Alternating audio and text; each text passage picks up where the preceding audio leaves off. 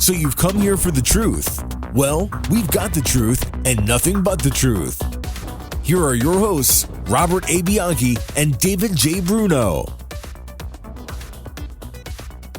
Welcome to WMTR Radio's Nothing But the Truth with your hosts, Bob Bianchi and Dave Bruno. We're back in the same room, Dave. It's been a little while since I had a little bout of the COVID, but now that's all over and done with. And we are back into our show about mindset every Saturday at 10:30 on the radio station. Of course, the podcast drops on Wednesdays, a la Dave Bruno's talents and expertise. Dave, we got a tremendous guest that you brought on the show. Why don't you introduce Christine, and let's get right to it. Christine Cox West is one of the founding partners of the Fortis Agency, a rapidly growing independent wealth company and management services firm.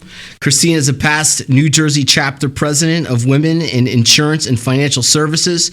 She serves on the board of the Morris County Chamber of Commerce, and that's where I first met Christine. Christine, you are a hardworking, working mom. I know your husband well. You guys are motivating, you're positive, you're energetic. Thank you for coming to the show. Why don't you just introduce yourself to the audience? Tell them a little bit about you. Wait, do people not know who Christine is? I mean, you can't be on social media and not who Christine is, right? I mean, is that not right?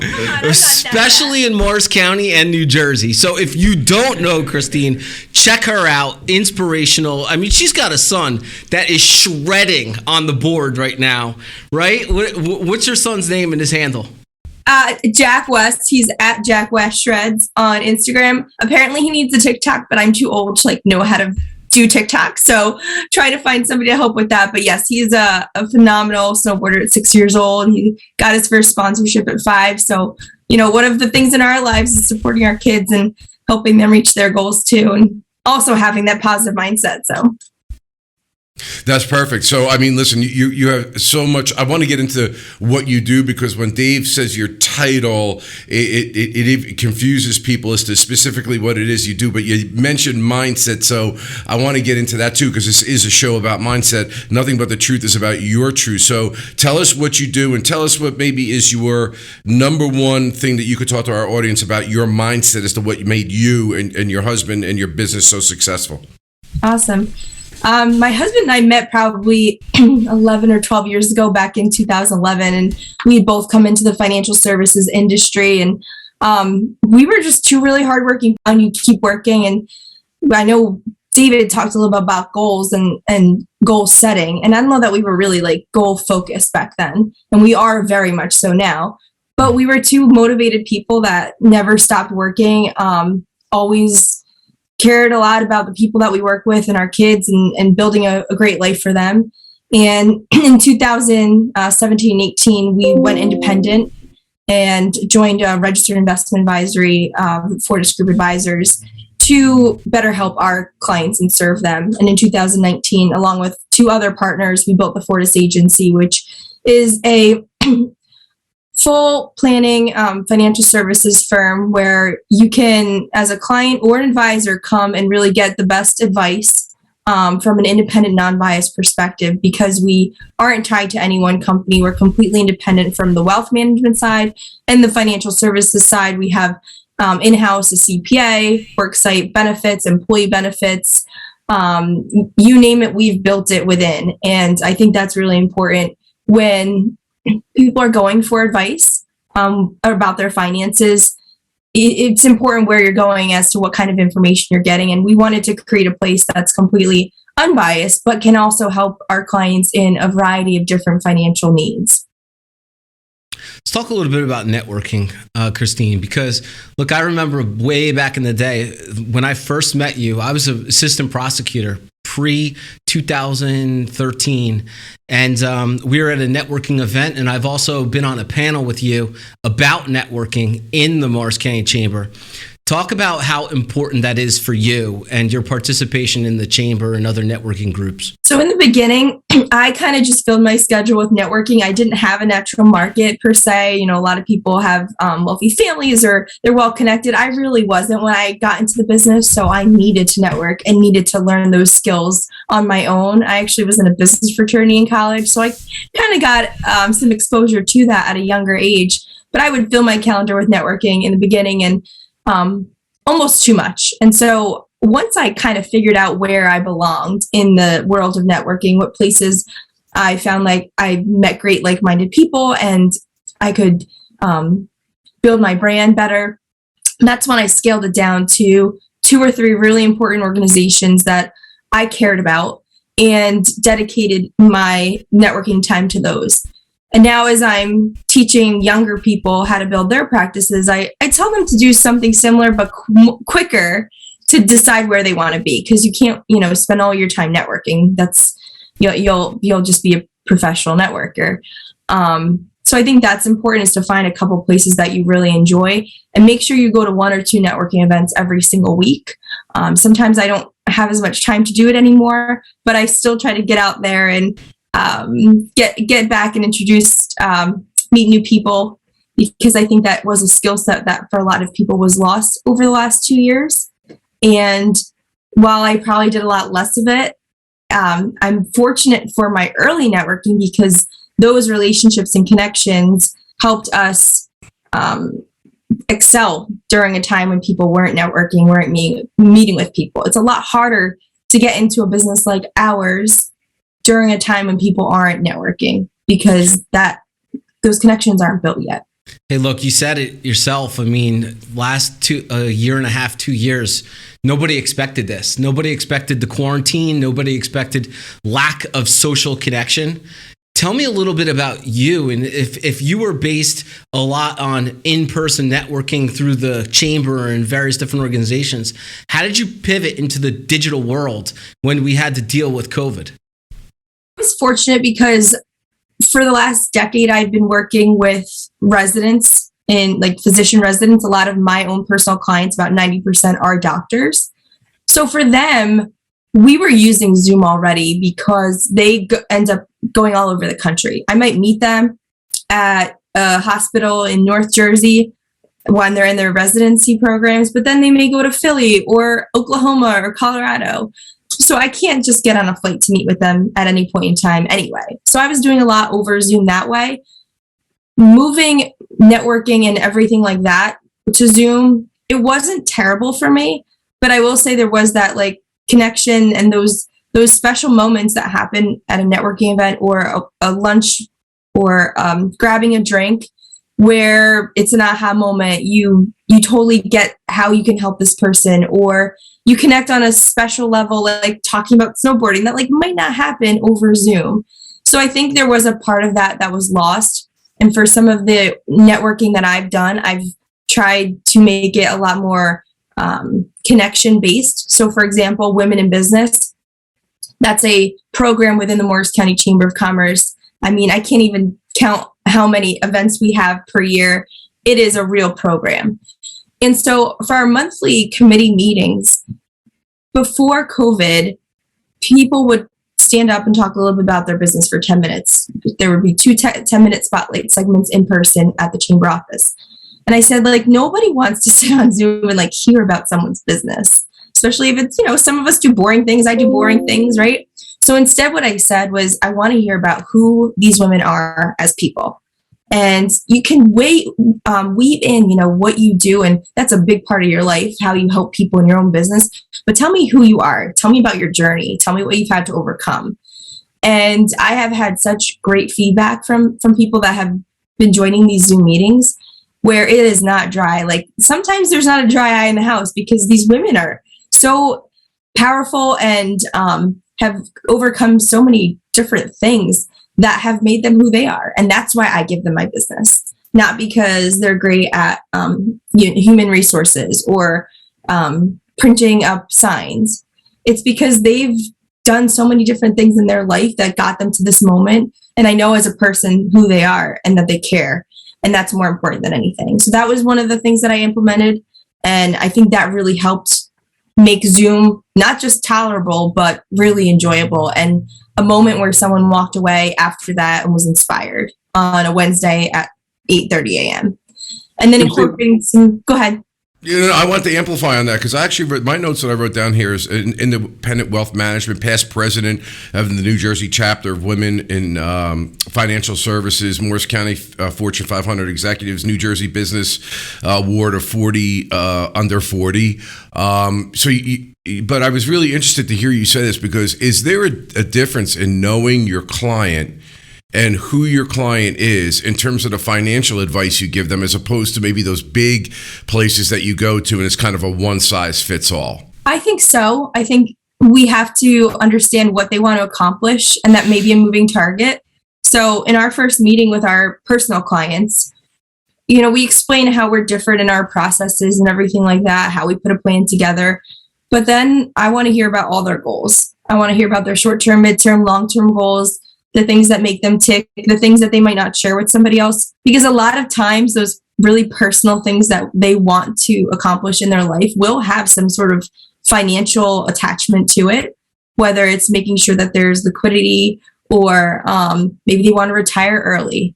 And it's all part of their saving strategy. So I think the one size fits all, like, oh, let's just stock money away in XYZ kind of account because that's what works. It doesn't mean it's going to work for everybody, because we need to know who they are as a person, that maybe they love their professional job, but they want to get out and do something else someday. And I think that's all really important. Yeah. Do you have to do things like, for example, some older folks may be of the opinion, like, I don't want to carry any debt. I don't want to have a mortgage. I don't want to have a car payment. And at the time, a couple of months ago, at least, money was cheap. So there was an alternative universe of thought where borrow as much as you can because the money's at 1%, 2%, and you can earn money off that money. Do you have that kind of mentality where I don't care? I just want to pay everything off and I don't want to owe anybody anything. Do you deal with that kind of emotional response to their financial situation?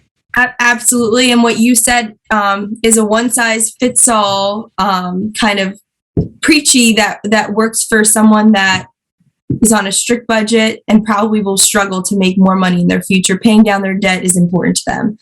But that's not how people get wealthy. That's not what the rich do. The rich are borrowing money at, like you said, 2% because they can go out and make 7% on that.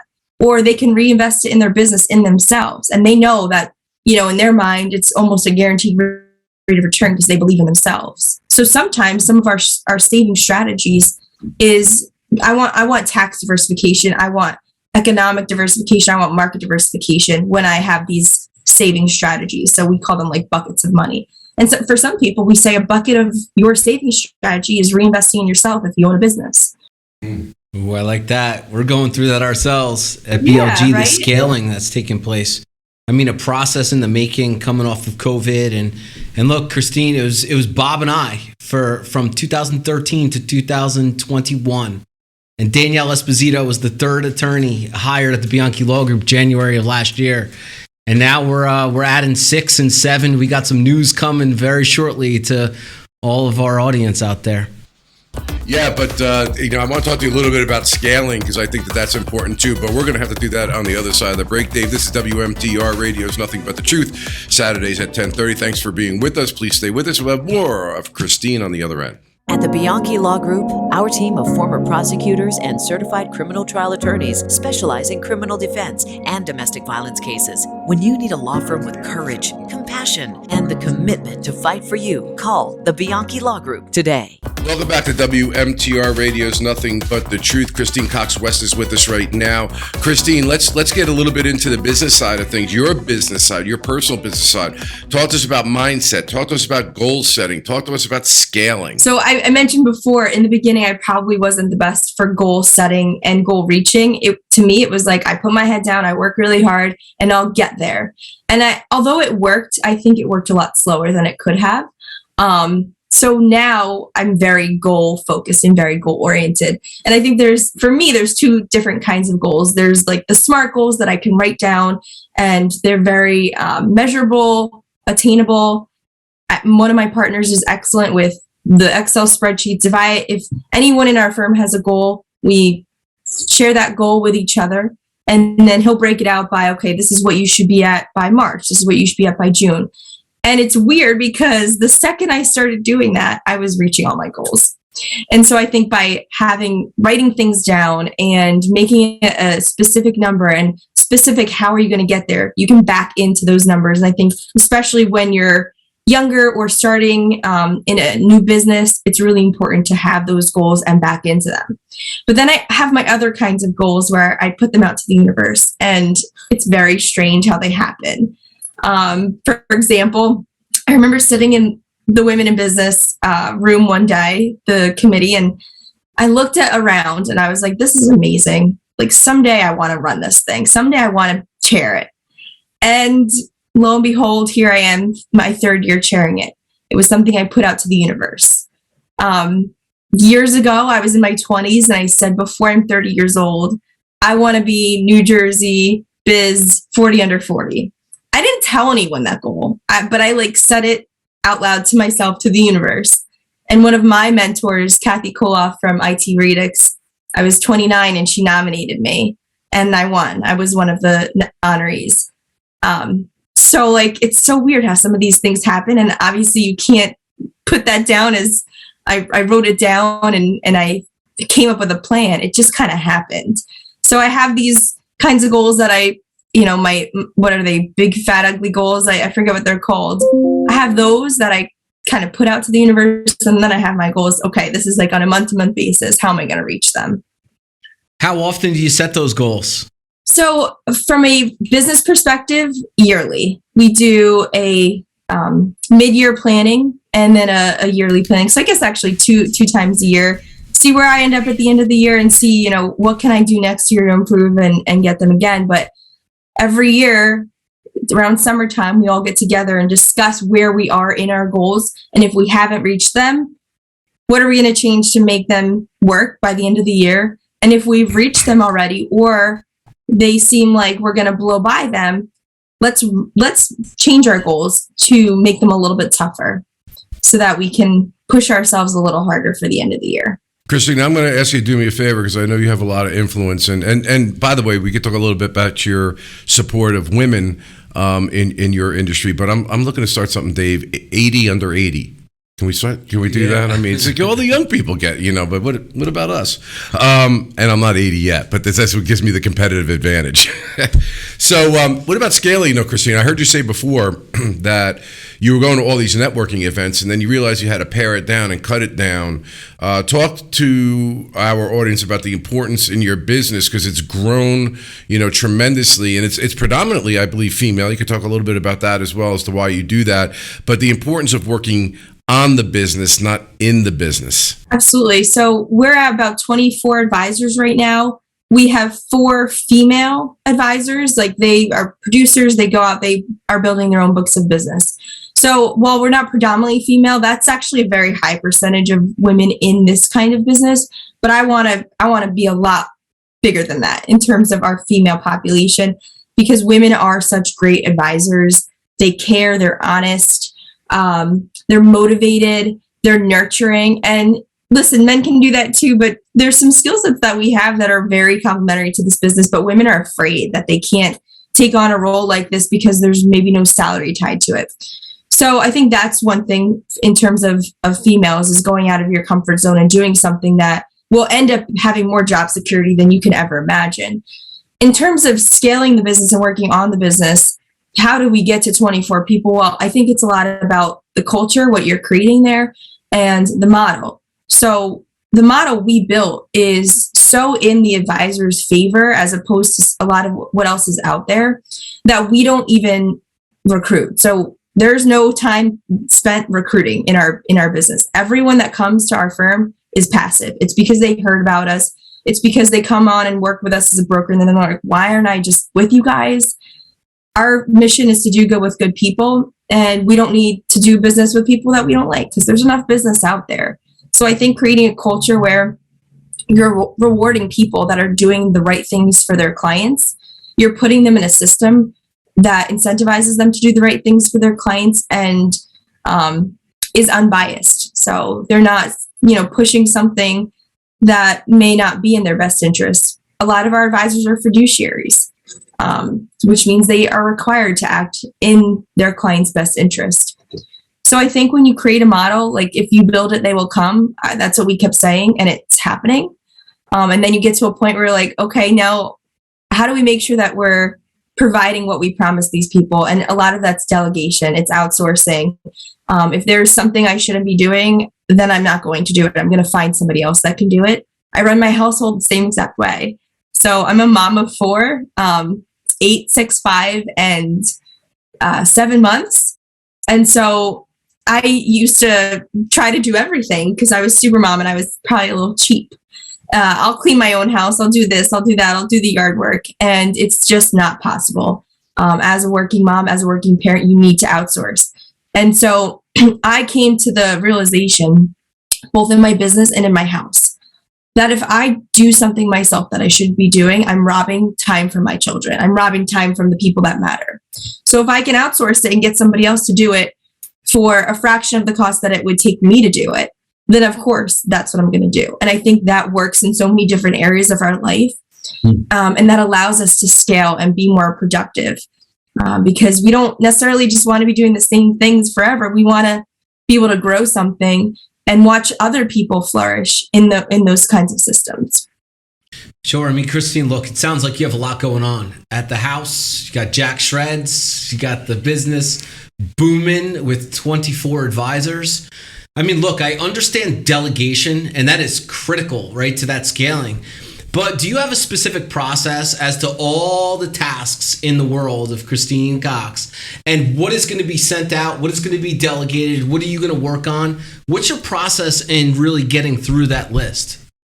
Ooh, that's a great question. Well, one of the best things I did, it's so silly, is like in my notes on my phone, I write down everything I need to do, everything from a business perspective, and then another one for my home. And so if I have a task, I share those tasks with other people. And if my assistant can tackle some of those, I get them to do it. If my husband, who's also one of my partners, and from our personal clients, we work on a lot of those together. Like we share those because sometimes he's going to be busier than me, and sometimes I'm going to be busier than him. And if we can help out each other and get those things done, we're going to be more successful.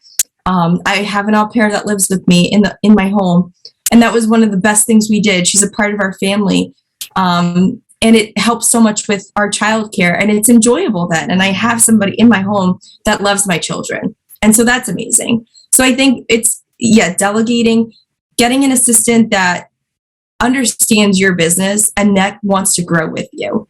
So building in incentivizations for him so that as he does things that I need to get done, he's going to earn more too. So I think those are all important things. I'm sure my system could be better, but it's working for me. And if you have any suggestions, though, I'll certainly take them. No, we would love to sit down and talk with you because, trying to be with like-minded people, like you said, I think is very important. You talked about that in the networking aspect. And just like in our law firm, I mean, we are at a point where I do a lot of the interviewing of the potential clients that are coming into the firm. And if it is not a good fit, I don't care. It's just, you got to be with the right people. You got to be with people that want to help themselves and they respect the services that you provide. So even sitting down at a table with somebody like you, I know that we would be able to come up with a synergy and maybe ideas and suggestions because, you probably don't know clearly what it would be that we would need or what's important to us and vice versa. But if you bring good people into the room, good things happen. Christine, what are your thoughts about that? Yeah. Oh my God, absolutely. And be in that room with the people that can make you a better person, right? So sometimes it's just about either grabbing a drink. So sometimes I'll have a drink with somebody I haven't seen in a long time, but I know they're a good person. I want to catch up with them. Like someone like David, like I haven't seen him in a while. Like let's just get together. Let's go golf, right? Join that golf club. Be around those kinds of people because things will happen.